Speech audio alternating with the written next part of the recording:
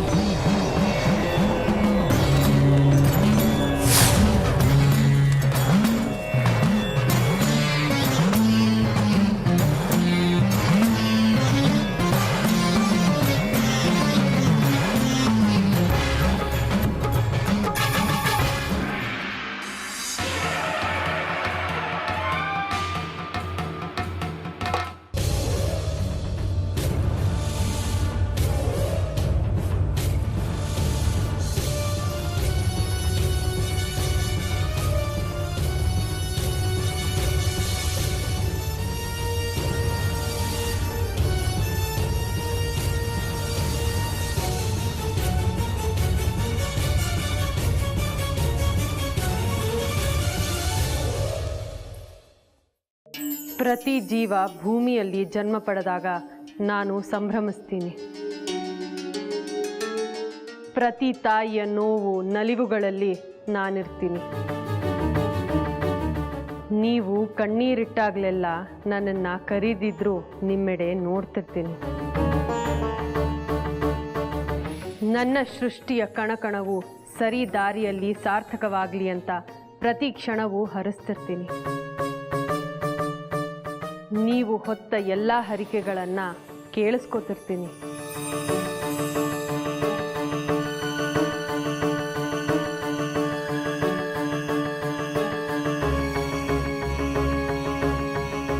ಸ್ವಾರ್ಥವೋ ನಿಸ್ವಾರ್ಥವೋ ನಿಮ್ಮ ಎಲ್ಲ ಆಸೆಗಳಿಗೆ ನಾನು ಕಿವಿ ಕೊಡ್ತೀನಿ.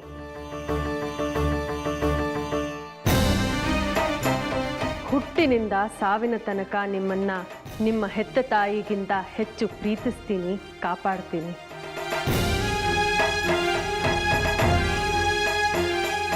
ನನ್ನ ಮಡಿಲ ಕಂದಮ್ಮಗಳು ನೀವು, ನನ್ನ ಸೃಷ್ಟಿ ನೀವು. ನಿಮ್ಮ ಮನಸ್ಸುಗಳಲ್ಲಿ ಹೇಗೆ ಇಂಥ ವಿಷಚಿಂತನೆ? ಅಮೃತಾಮಯಿ ನಾನು, ನನ್ನ ಸೃಷ್ಟಿ ಈ ಪರಿ ನಂಜಾಗಲು ಹೇಗೆ ಸಾಧ್ಯ? ಅಸತೋಮ ಸದ್ಗಮಯ, ತಮಸೋಮ ಜ್ಯೋತಿರ್ಗಮಯ, ಮೃತ್ಯೋರ್ಮ ಅಮೃತಂಗಮಯ.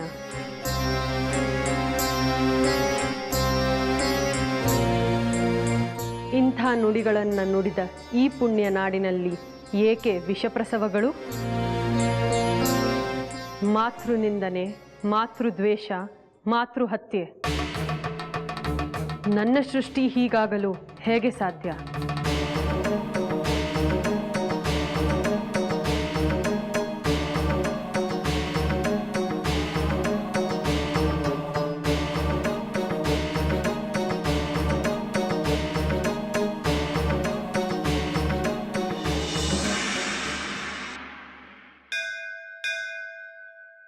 ಅಜ್ಜಯ್ಯ, ನೋಡಿದ್ರ ಇವತ್ತಿನ ಭಾಗ್ಯ? ನೀವೇ ಕಂಕಣ ಕಟ್ಟೋ ಹಾಗಾಯ್ತು. ಅದು ನನ್ನ ಭಾಗ್ಯನಮ್ಮ. ಅಮ್ನೋರ್ ಕೂಡ ಮಡಿ ಮೈಲ್ಗೆ ಅಂತೆಲ್ಲ ನೋಡ್ತಾರ ಅಜ್ಜಯ್ಯ? ಹೌದು ಮಗು. ನಾವು ಪ್ರತಿದಿನ ಸ್ನಾನ, ಶುದ್ಧತೆ, ಅಲಂಕಾರ ಅಂತ ಮಾಡ್ಕೊಳ್ಳಲ್ವಾ? ಹಾಗೆಯೇ ತಾಯಿ ಕೂಡ ಶುದ್ಧತೆಯನ್ನು ಬಯಸ್ತಾಳೆ. ಅದನ್ನು ನಾವು ಮಡಿ ಮೈಲಿಗೆ ಅಂತ ಆಚರಿಸ್ತೀವಿ. ಮನ್ಸಲ್ಲೇ ನೆನೆಸ್ಕೊಂಡು ಕೈ ಮುಗಿದ್ರೆ ಸಾಕು, ಎಲ್ಲಾನು ಕರುಣಿಸ್ತಾಳೆ ತಾಯಿ ಅಂತಾರಲ್ಲ. ಮತ್ತೆ ಈ ಹೋಮ, ಹವನ, ಉತ್ಸವ, ಕಂಕಣ ಎಲ್ಲ ಯಾಕಜ್ಜಯ್ಯ? ಎಲ್ಲ ನಮಗಾಗಿನೇ ಮಗು, ನಾವು ಉದ್ಧಾರ ಆಗೋಕೆ. ಅವಳಿಗೆ ಇದರಿಂದ ಏನೂ ಆಗಬೇಕಾಗಿಲ್ಲ. ಬಿಂದಿಗೆಯಲ್ಲಿ ನೀರು ತುಂಬಿಸಿ ಆ ನೀರನ್ನು ನಾವೇ ಬಳಸ್ತೀವಿ ಅಲ್ವಾ? ಬಿಂದಿಗೆಗೆ ನೀರಿನ ಹಂಗಿಲ್ಲ. ಅವಳಿಗೆ ಇದೆಲ್ಲ ಇಷ್ಟ ಇಲ್ಲ. ನಾವೇ ಉಪಚಾರ ಮಾಡಿ ಅರ್ಘ್ಯ ಕೊಟ್ಟು ಶಕ್ತಿ ತುಂಬಿಸ್ತೀವಿ. ಅದನ್ನೆಲ್ಲ ತಾಯಿ ನಮಗೆ ಕೊಡ್ತಾಳೆ. ನಾವು ಏನು ಕೊಟ್ಟರೂ ಆ ತಾಯಿ ಸ್ವೀಕರಿಸ್ತಾಳೆ.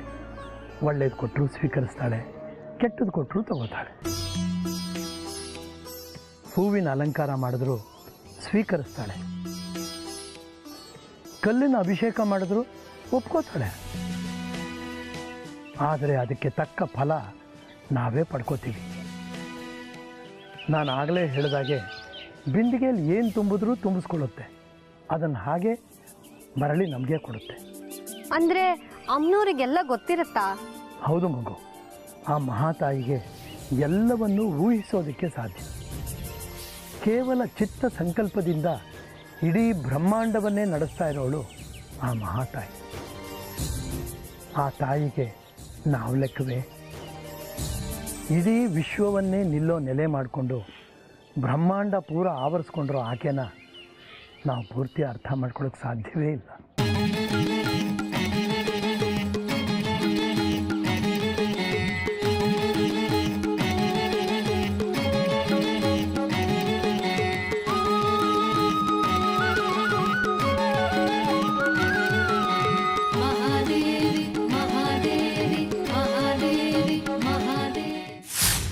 ವಿರೂಪಾಕ್ಷ, ಅಂತೂ ಹೇಳಿದ್ದನ್ನ ಮಾಡಿ ತೋರಿಸ್ಬಿಟ್ಟೆ. ಆ ಅಮ್ಮನವ್ರು ಅಷ್ಟೆಲ್ಲ ಅಡೆತಡೆಗಳನ್ನು ಒಡ್ಡಿದ್ರು, ಛಲ ಬಿಡದೆ ಯಾರಿಗೂ ಅನುಮಾನ ಬರ್ದಿರೋ ಹಾಗೆ ಕಾರ್ಯನ ಸಾಧಿಸ್ಬಿಟ್ಟೆ. ಭೇಷ್. ನನ್ನಿಂದ ಕಂಕಣ ಕಟ್ಟಿಸ್ಕೋಬಾರ್ದು ಅಂತ ಅಮ್ಮನವ್ರು ಆಡಿದ ಆಟ ಒಂದ ಎರಡ. ಮೊದಲು ಸಾವಿನ ಮೈಲಿಗೆ, ಆಮೇಲೆ ನಾನು ಮಡಿಯಾಗಬಾರ್ದು ಅನ್ನೋ ಹುನ್ನಾರ. ಮನೆಯಲ್ಲೆಲ್ಲೂ ನೀರು ಸಿಗದೇ ಇರೋ ಹಾಗೆ ಮಾಡಿತ್ತು.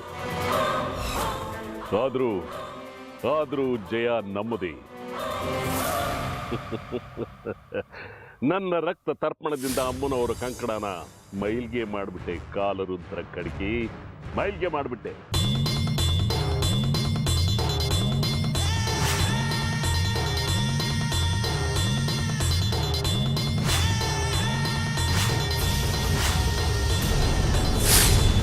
ಇನ್ನು ಆ ತ್ರಿಪುರ ಸುಂದರಿ ಅಮ್ಮನವರ ಉತ್ಸವ ಸ್ಮಶಾನ ಯಾತ್ರೆ ಥರ ಇರುತ್ತೆ.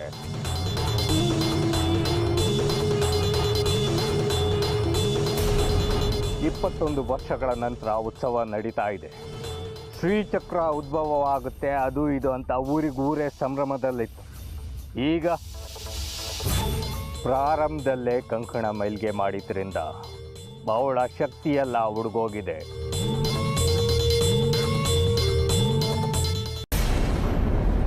ಇನ್ನು ನಮ್ಮನ್ನ ಯಾರೂ ತಡೆಯೋದಕ್ಕಾಗಲ್ಲ ವಿರೂಪಾಕ್ಷ. ಇದ್ರ ಸಂಭ್ರಮ ನಮಗೆ, ಸೂತ್ಕ ಅಮ್ಮನವ್ರಿಗೆ. ಇದಕ್ಕೆಲ್ಲ ಕಾರಣ ನಿನ್ನ ಮಹಾತಾಯಿನೇ.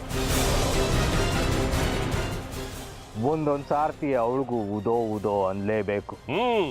ಶ್ರೀ ಶ್ರೀ ಶ್ರೀ ತ್ರಿಪುರ ಸುಂದರಿ ಅಮ್ಮನವರಿಗೆ ಜೈ ಹೋ, ಜೈ ಹೋ, ಜೈ ಹೋ.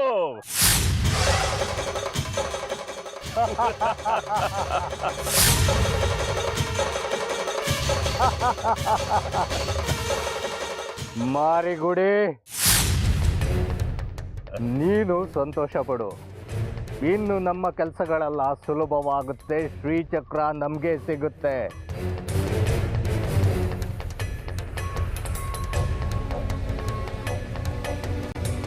ಒಳ್ಳೆ ಹುಚ್ಚರು ಸಂತೆ ಸೇರ್ಕೊಂಡಂಗಾಗಿದೆ ನನಗೆ. ಅದೇನ್ ಚಕ್ರ ಅಂತ ಬಡ್ಕೋತಿದಿರೋ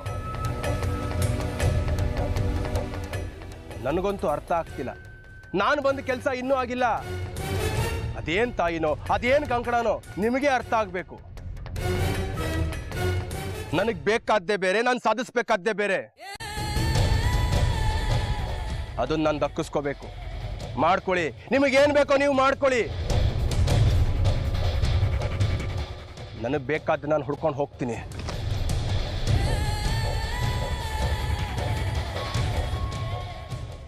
ಇವನಿಗಿನ್ನೂ ಜಾಜಿ ಹುಚ್ಚು ಬಿಟ್ಟಿಲ್ಲ. ದೇವರು, ಮಂತ್ರ, ತಂತ್ರ ಯಾವುದ್ರ ಮೇಲೂ ಭಯ ಭಕ್ತಿ ಅನ್ನೋದೇ ಇಲ್ಲ. ಇವನಿಂದ ನಮ್ಗೆ ಯಾವ ಉಪಯೋಗನೂ ಇಲ್ಲ. ಇವನ್ ನಮ್ಮ ಜೊತೆ ಇರೋ ಅಗತ್ಯ ಇದೆಯಾ? ವಿರೂಪಾಕ್ಷ, ಕಡ್ಡಿ ಸೇರಿದ್ರೇನೆ ಪೊರ್ಕೆ ಇದ್ರೇನೆ ಕಸ ಗುಡ್ಸ್ ಹಾಕಕ್ಕೆ ಸಾಧ್ಯ. ನಾವು ಮಾಡ್ತಿರೋ ಕೆಲಸನೇ ಕಾನೂನು ಬಾಹಿರ. ಅಂಥದ್ರಲ್ಲಿ ಇಂಥವ್ರ ರಕ್ಷಣೆ ನಮಗೆ ಬೇಕೇ ಬೇಕು. ಅವನಿಗೆ ಬೇಕಾದ್ದನ್ನು ನಾವು ನೈವೇದ್ಯ ಮಾಡಿದರೆ ನಮಗೆ ಬೇಕಾದ್ದನ್ನು ಪಡ್ಕೊಳ್ಳೋದಕ್ಕೆ ಅವನಿಂದ ಸಹಾಯ ಆಗುತ್ತೆ. ಕಾವಲು ಕಾಯೋ ನಾಯಿಗೆ ಒಂದು ತುಂಡು ಮೂಳೆ ಹಾಕಿದರೆ ಸಾಕು, ತನ್ನ ಪಾಡಿಗೆ ತಾನು ಮೂಳೆ ಕಡಿತಾ ಬಿದ್ದಿರುತ್ತೆ.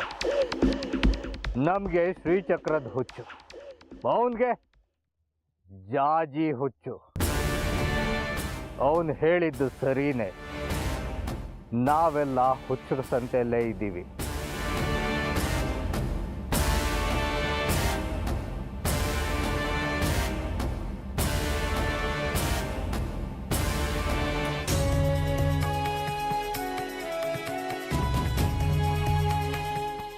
ಪಂಚಾಕ್ಷರಿ, 1-2 ಸಾವಿರ ರೂಪಾಯಿ ಇದ್ರೆ ಕೊಡೋ. ದೇವಸ್ಥಾನದಲ್ಲಿ ನನಗೆ ಕೊಡೋ ಸಂಬಳದಲ್ಲಿ ಇಟ್ಕೊಳ್ಳುವಂತೆ. 2,000 ದುಡ್ಡ?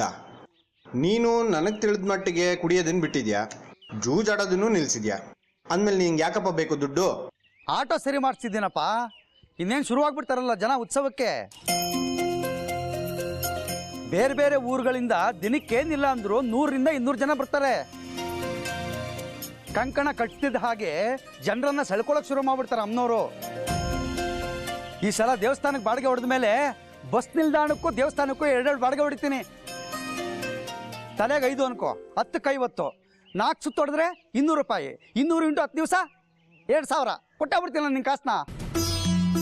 ಅಲ್ಲ ಕಣಜಗಿ, ಏನು ಇದ್ದಕ್ಕಿದ್ದಂಗೆ ಇಷ್ಟೊಂದು ದುಡ್ಡಿನ ವ್ಯಾಮೋಹ ನಿಂಗೆ? ಮಗು ಆಗ್ತಿದೆಯಲ್ಲಪ್ಪ, ಸುಮ್ಮನೆ ನಾ ಖರ್ಚು. ಹಾಲು, ಹೋಮ್ ವಾಟ್ರು, ತೊಟ್ಲು, ತಳ್ಳೋ ಗಾಡಿ, ಗಿಲ್ಕಿ, ಮುಂಜಿ,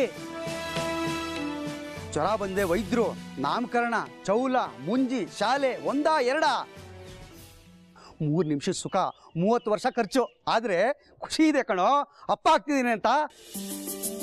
ನಾಳೆ ದಿವಸ ಮಗು ಹೇಳುತ್ತಲ್ವಾ, ನಿಮ್ಮ ಅಪ್ಪನ ಹೆಸರೇನು ಅಂದರೆ ಜಗ್ಗಿ ಅಂತ. ಅಬ್ಬಬ್ಬಬ್ಬಬ್ಬಬ್ಬಬ್ಬ, ಎಷ್ಟೊಂದು ವಿಚಾರ ತಿಳ್ಕೊಂಡಿದ್ಯೋ ಜಗ್ಗಿ. ಮೊದಲು ಓ ಅಂದ್ರೆ ಟೋ ಅನ್ನಕ್ಕೆ ಬರ್ತಿರ್ಲಿಲ್ವಲ್ಲೋ ನಿಂಗೆ. ನೀನು ಆದಷ್ಟು ಬೇಗ ತಂದೆ ಆಗೋ, ನಿಂಗೂ ಎಲ್ಲ ಗೊತ್ತಾಗುತ್ತೆ. ಆದರೆ ಮಗು ಮಾತ್ರ ನಿನ್ನ ಹೆಂಡತಿಗೆ ಹಾಕ್ಬೇಕು.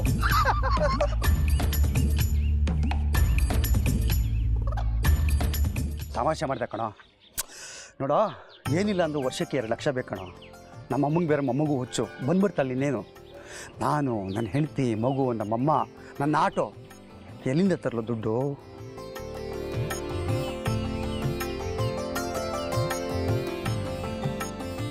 ತಗೋ 2,000 ಇದೆ, ಆಮೇಲೆ ಬೇಗ ತೀರಿಸ್ಬಿಡ್ಬೇಕಪ್ಪ.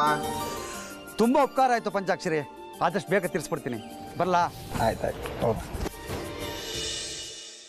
ಇನ್ನು ಉತ್ಸವ ಮುಗಿಯೋವರೆಗೂ ಚಕ್ರಾಪುರಿ ಧೂಳೆದ್ದೋಗುತ್ತೆ. ಊರೂರಿಂದ ಜನ ಬರ್ತಾರೆ. ಅಮ್ಮನೋರ್ ಉತ್ಸವ ಅಂತೂ ನೋಡೋದಕ್ಕೆ 2 ಕಣ್ಣು ಸಾಲದು. ಇನ್ನು ಶ್ರೀಚಕ್ರ ಉದ್ಭವ,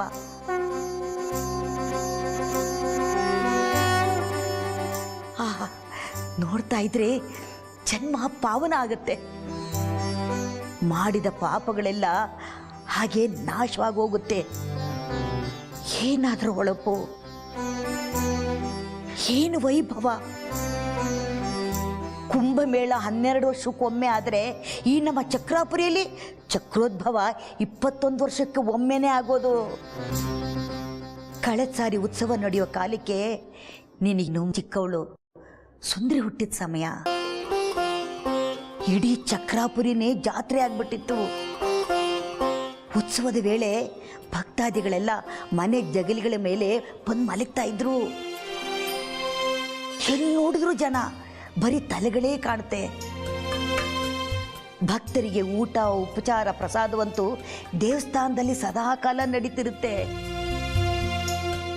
ನಮ್ಮ ಶೇಖರಿ ಅಂತೂ ಅಡಿಗೆ ಮಾಡೋದ್ರಲ್ಲೇ ಹೈರಾಣ ಆಗೋಗ್ತಾನೆ. ಉತ್ಸವ ಮುಗಿಯೋವರೆಗೂ ದೇವಸ್ಥಾನದ ಅಡಿಗೆ ಶಾಲೆನೇ ಅವನಿಗೆ ಮನೆ. ಊರಿನ ಮನೆನೂ ದೀಪಾವಳಿ ಥರ ಬೆಳಗ್ತಿರುತ್ತೆ. ದೇವಸ್ಥಾನ ತುಂಬ ದೀಪೋತ್ಸವ, ಕಲ್ಯಾಣಿಲಿ ತೆಪ್ಪೋತ್ಸವ. ನಿನ್ ಗಂಡ ಆಟೋದಲ್ಲಿ ಜನರನ್ನ ಬಾಡಿಗೆ ಹೊಡಿತಾನಂತೆ ಉತ್ಸವ ಮುಗಿಯೋವರೆಗೂ. ಬರೋ ಲಾಭನ ಆಗ್ಲೇ ಲೆಕ್ಕ ಹಾಕ್ತಿದ್ದಾನೆ. ಏನೇನೋ ಕನ್ಸೌಂದು ಬಂದು ಬಡಬಡ ಅಂತ ಒಂದಷ್ಟು ಅಂದೋದ. ಒಟ್ಟಾರೆ ಊರೇ ಸಂಭ್ರಮ ನೋಡು.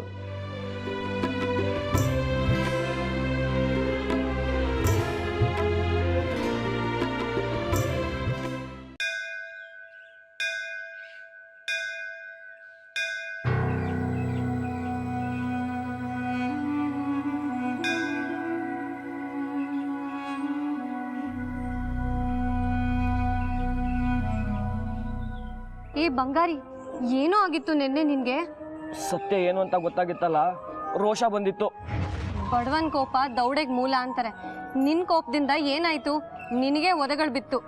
ಸುಮ್ಮನೆ ಇದ್ಬಿಡೋ, ಇಲ್ಲಾಂದ್ರೆ ಸುಮ್ಮನೆ ಒದಗಳು ತಿಂತೀಯ. ಬೇಕಾದ್ ಮಾಡ್ಲಿ, ಜೀವದ ಹಂಗಿಲ್ಲ ನಂಗೆ. ಸುಂದ್ರಿಗೆ ನ್ಯಾಯ ಒದಗಿಸೋದಷ್ಟೇ ಮುಖ್ಯ ನಂಗೆ. ಅರೆ ಹುಚ್ಚು ನಿನ್ಗೆ, ಸುಂದ್ರಿ ಭೂತ ಹೊಕ್ಕಿದೆ. ಬೇಡ ಕಣೋ ಬಂಗಾರಿ, ಸುಮ್ಮನೆ ಎಲ್ರಿಂದಲೂ ಒದೆ ತಿಂತೀಯ. ದೊಡ್ಡೋರ್ ವಿಷಯ ನಮ್ಗೆ ಯಾಕೆ, ಸುಮ್ಮನಿದ್ಬಿಡೋ. ಹೊಡಿಲಿ ಬಡಿಲಿ ಬೇಕಾದ್ ಮಾಡ್ಲಿ, ವಿರೂಪಾಕ್ಷ ಶಾಸ್ತ್ರಿಗಳೇ ಸುಂದ್ರಿನ್ ಕೊಂದಿದ್ದು. ಅಮ್ಮನವ್ರೆ ಕನ್ಸಲ್ಲಿ ಸೂಚಿಸಿದ್ದಾರೆ, ಅವ್ರನ್ನ ಮಾತ್ರ ನಾನು ಸುಮ್ಮನೆ ಬಿಡಲ್ಲ. ಸದ್ಯಕ್ಕೆ ಅವರು ನಿನ್ನನ್ ಬಿಟ್ರೆ ಸಾಕಾಗಿದೆ. ನೋಡಿದ್ಯಲ್ಲ ಶಾಸ್ತ್ರಿಗಳ ಪಡೇನ, ಸುಮ್ಮನಿದ್ಬಿಡೋ ನನಗೋಸ್ಕರ. ಇಲ್ಲ, ಸುಂದ್ರಿಗೆ ಅನ್ಯಾಯ ಆಗಿರೋ ವಿಚಾರದಲ್ಲಿ ಯಾರ ಮಾತನ್ನು ಕೇಳಲ್ಲ ನಾನು.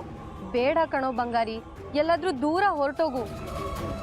ವಿರೂಪಾಕ್ಷ ಶಾಸ್ತ್ರಿಗಳು ದ್ವೇಷ ಕಟ್ಕೊಂಡಿದ್ಯಾ, ಸರಿಯಾಗಿ ಮಾಡ್ತಾರೆ ನಿನ್ಗವರು. ನೋಡ್ತಿರು ಯಾರಿಗೆ ಸರಿಯಾಗಿ ಮಾಡ್ತಾರೆ ಅಂತ.